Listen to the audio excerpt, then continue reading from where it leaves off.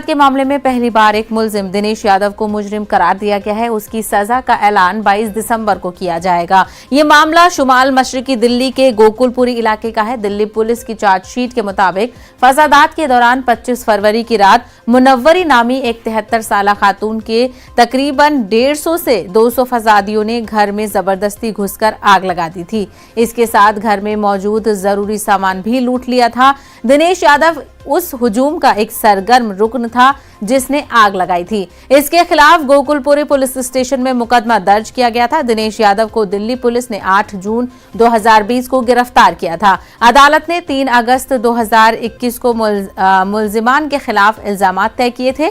करकरडूमा court के additional session जज वीरेंद्र भट्ट ने दिनेश यादव उर्फ माइकल को फसादात, आतिशजनी, डकैती और मुश्तल हुजूम के साथ मिलकर घर में जबरदस्ती दाखिल होने का मुजरिम करार दिया है। सुशील पांडे मजीद तफसील के साथ हमारे साथ जुड़ रहे हैं। सुशील, करकरडूमा अदालत लगातार दिल्ली फसाद को लेकर काफी अच्छी पेशरफ्त कर रही है और अब जो मामला पेश आया था बुजुर्ग खातून के साथ, उसमें मुलजिम को सजा का भी ऐलान होने वाला है।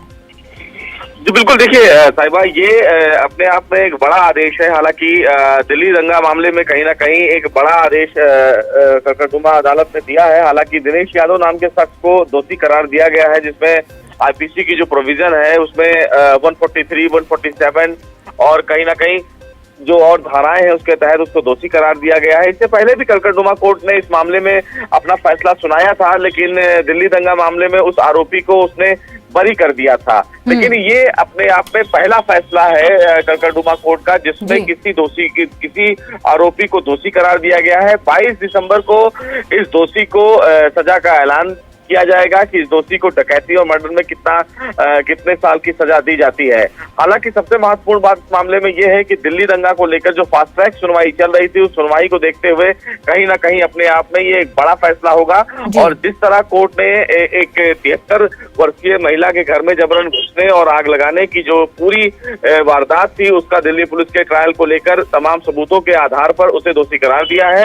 और कहीं ना कहीं इसी आधार पर करकरडूमा कोर्ट के 2 और मामले जो है वो पेंडिंग है, उस पर भी आने वाले समय में फैसला कोर्ट सुनाएगा।